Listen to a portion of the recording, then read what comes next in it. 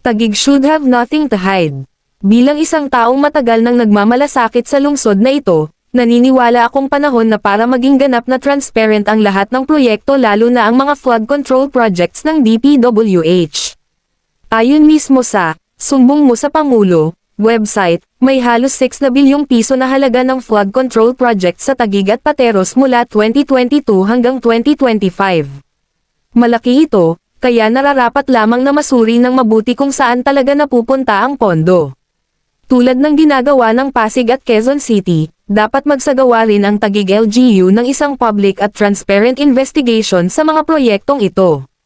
Mainam kung pangungunahan ng LGU, pero bukas din sa lahat ng stakeholders upang masiguro ang accountability.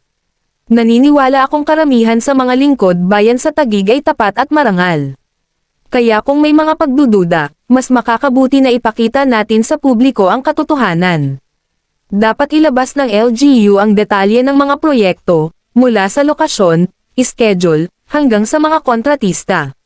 Sa laki ng pondo at sa pangangailangang tugunan ang baha sa Taguig, dapat tayong magkaisa.